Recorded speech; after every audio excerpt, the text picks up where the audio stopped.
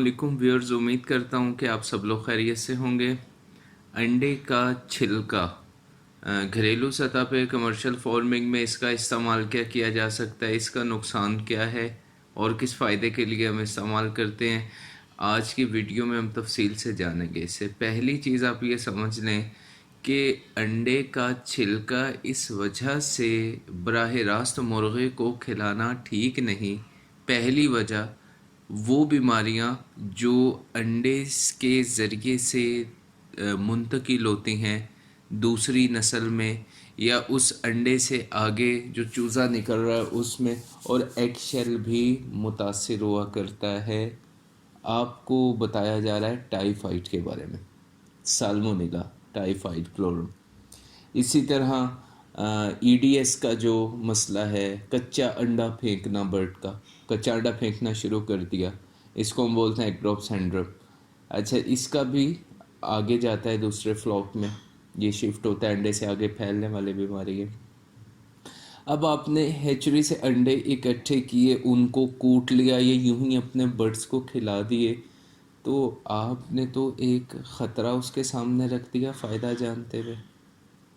अगर आप अंडे के छिलके को खिलाना चाह रहे हो, चलो जानते हैं इसका फ़ायदा क्या है, कैल्शियम के लिए दे दें हम अपने बर्ड को। कभी भी मुर्गी कच्चा अंडा जो फेंक रही हो उसको आप कैल्शियम के ज़रिए से, स्टॉर्च के ज़रिए से उसको कच्चा अंडा फेंकने की बीमारी को कवर नहीं कर सकते, क्योंकि वो एक वायरल डिजीज़ है।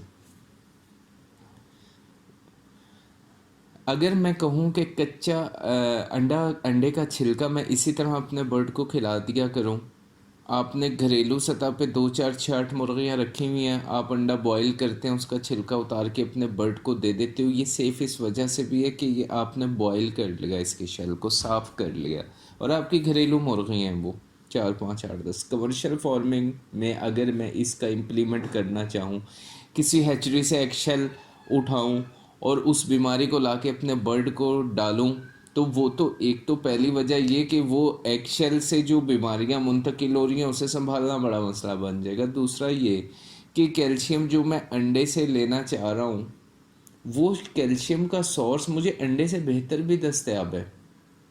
जैसा हम फीड में इस्तेमाल करते हैं, डीसीपी करते हैं, इसमें फास्फोरस और कैल्शियम का ये एक एवरेज इसमें होती है कि इतने परसेंट फास्फोरस और इतना परसेंट कैल्शियम है। वो मुख्तलिफ़ कंपनीज मुख्तलिफ प्रोड्यूस कर रही हैं, ऑर्गेनिक भी है और दूसरा भी है। तो हम उसे इस्तेमाल करके न्यूट्रिशन जो है उसकी मिकदार पूरी कर देता है कैल्शियम की। कुछ रह जाए, फिर भी अगर कुछ रह जाए तो हम औरली उसे कर देते हैं, दे दिया जाता है। इसके अलावा लाइमस्टोन हुआ, चिप्स हुआ, ये फीड बनाते वक्त इसकी पूरी की पूरी कैल्शियम की ज़रूरत को पूरा कर दिया जाता है। अंडे खिलाने से ऐसा कोई बड़ा फ़ायदा नहीं है कि जो उसके अलावा हम दूसरी चीज़ से नहीं ले सकते। एग शेल में सिर्फ कैल्शियम है, फास्फोरस ना होने के बराबर है, कम मिकदार है, बहुत कम मिकदार है। हम इसे डीसीपी के तौर पे यूज़ नहीं कर सकते, अगर करेंगे तो प्रोसेस करना पड़ेगा। फास्फोरस इसमें हमें लेना पड़ेगा, उसको बनाना पड़ेगा फॉर्म की शक्ल में, फिर उसे ग्राइंड करेंगे, एक लंबा पेचीदा मसला। उससे बेहतर ऑर्गेनिक डीसीपी ख़रीद के रख लें। आप टोटको में इस तरह की चीज़ों में जो कमर्शियल फार्मिंग में जब आप पैसा बचाने की तरफ आते हो ना, तो वो आप उल्टा लगा रहे होते हो, वो बच नहीं रहा होता। आप अगर कैल्शियम एक 90 100 रुपये किलो का ख़रीद के अपने बर्ड को दे रहे हो, तो एक्चुअल आपको उससे ज़्यादा प्राइस पे पड़ने वाला है, जो उसके साथ बीमारियां आ रही हैं। अगर मैं कहता हूँ कि इसे हम सेव कर लेते हैं, इसको हम कर लेते हैं कि हम इसे बॉयल करके दे दें, तो आपका क्या इस पर एक्सपेंस नहीं आएगा। आप एक्चुअल लोगे, उसे बॉयल करोगे, फिर बॉयल करने के बाद आप उसको अपने बर्ड को वो ऑफ़र करोगे, बर्ड लेगा, फिर आपको उसकी मिकदार भी पता होनी चाहिए कि मेरे बर्ड को योमिया कैल्शियम। ये गलत फहमी कि कच्चा अंडा फेंकने वाली मुर्गी को ये एगशेल खिलाएं, तो पूरा ऐसा नहीं होता। आप घरेलू सतह पे कर रहे हो, फार्मिंग कर रहे हो, घरेलू सतह पे आपने 20 50 मुर्गियाँ रखी हुई हैं, यहाँ पे आप इस तरह की चीज़ें जो बचत है वो कर सकते हो। उसके लिए भी आपको शऊर होना चाहिए कि मैं जो चीज़ खिला रहा हूँ इसकी मैक्सिमम मुझे लिमिट कितनी है। मेरे बर्ड की पहली चीज़ तो मुझे ये पता हो मेरे बर्ड का रिक्वायरमेंट क्या है बॉडी की, इसकी डाइजेस्ट होने के बाद इसकी अवेलेबिलिटी कितनी रह जाती है बॉडी में। खाली ये तो नहीं कि जो मैंने दिया और उसने वो ले लिया, उसका एक पोर्शन ज़ाया भी हो जाता है जो डाइजेस्ट नहीं हो पाता। तो इसकी अवेलेबिलिटी, जो भी मैं इंग्रेडिएंट दे रहा हूँ इसकी ज़रूरत क्या है, डाइजेस्ट होने के बाद इसकी अवेलेबिलिटी बॉडी में कितनी रह जाती है, क्या ये पूरी हो गई है, मैं किसी और ज़रिए से पूरा कर दूँ इसको। तो इस पे इंशाल्लाह ताला सिलसिला चलता रहेगा आपको शऊर देने का।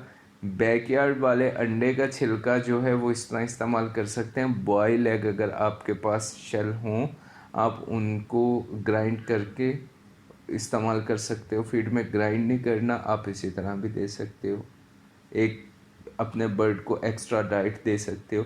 लेकिन उस अंडे के छिलके से आप कहो कि मेरे बर्ड की प्रोडक्शन बढ़ गई, ये बिल्कुल मानने वाली बात नहीं है कि इसकी कोई लॉजिक नहीं है। हाँ, आपकी डाइट में ही कैल्शियम कम है, आप उसे बैलेंस डाइट दे ही नहीं रहे और आप फिर एगशेल उसको देते हो, खाली कैल्शियम देते हो, फास्फोरस इसमें फिर भी पूरा नहीं है, फिर भी प्रोडक्शन पे असरअंदाज होने वाला नहीं है। ये सिर्फ एक कहें कि गलत फहमी और एक हॉट टॉपिक बनाने के लिए एक गलत रहनुमाई दे देना। कौन सी ऐसी चीज़ है जो एग शेल के अलावा आप कहें कि मेरे बर्ड की बाइट से नहीं पूरी, ये मुझे खिलाना ही पड़ेगा तो प्रोडक्शन आएगी? ऐसा मुमकिन, ऐसा नहीं है। और ऐसा करना भी मुमकिन नहीं है आप हजरात के लिए कि आप उसको लो और अपने जो फीड बना रहे हैं, बड़े फार्मर अपने ख़ुद से फीड प्रोड्यूस कर रहे हैं, और आप उसमें कहें कि मैं डीसीपी की जगह इसकी रिप्लेसमेंट करता हूं। तो इसको तो आपको पहले प्रोसेस करना पड़ेगा, फास्फोरस कैल्शियम का पूरा बैलेंस करोगे इसमें, फिर इसकी जाके तो ये आपको 100 के बजाय आपको कहीं जाके ये 140 पे कॉस्ट करेगा, जो आजकल फास्फोरस का रेट चल रहा है 80% का। लिहाजा आप हज़रात से गुजारिश है कि आप इन चीज़ों में लग के वक्त को बर्बाद नहीं करो। अंडे की प्रोडक्शन बढ़ानी है, नमी को ठीक करो। अंडे की प्रोडक्शन बढ़ानी है, उसकी डाइट को बैलेंस करो।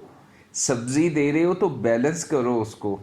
आपकी ऐसी चीज़ें पढ़ ली हमने, गूगल खोला हमने, पढ़ ली कि गाजर के बड़े फ़ायदे, गाजर खिलानी शुरू कर दी। मूलियों के बहुत फ़ायदे हैं, मूली खिलानी शुरू कर दी।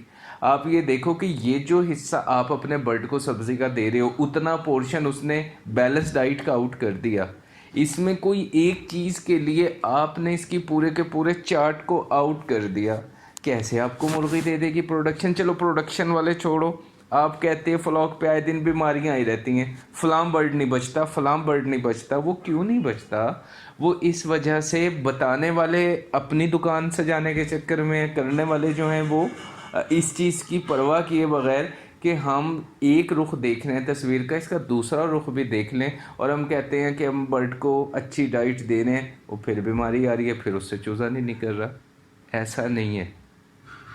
मैं इंशाल्लाह बैकयार्ड वालों के लिए भी एक शुरू कर रहा हूँ इंशाल्लाह अनकरीब, एक इनकी सीरीज़ शुरू कर रहा हूँ कि किस तरह करके ये क्योंकि मैंने ये महसूस किया है कि बैकयार्ड पोल्ट्री वालों में वो तबका जो फीड ख़रीदने की सलाहियत नहीं रखता, तो उनके पास क्या चीज़ें ऐसी हैं कि करीब तर वो अपनी फीड को कर लें, बैलेंस में ले आएँ अपनी फीड को, कि वो अपने बर्ड की ग्रोथ कर सकें। बैलेंस डाइट, योमिया ग़िज़ा जो आप दे रहे हो वो इसलिए भी ज़रूरी है कि आपके बर्ड की सेहत उस पर खड़ी है सारी। तो आप इस चीज़ को अपने जहन से निकाल दो कि एक्शन नहीं दोगे तो बर्ड ने जो है वो उसकी प्रोडक्शन कम हो जाएगी, या आप एक्शेल से कुछ ऐसा करने जा रहे हो जो किसी और चीज़ से नहीं हो सकता।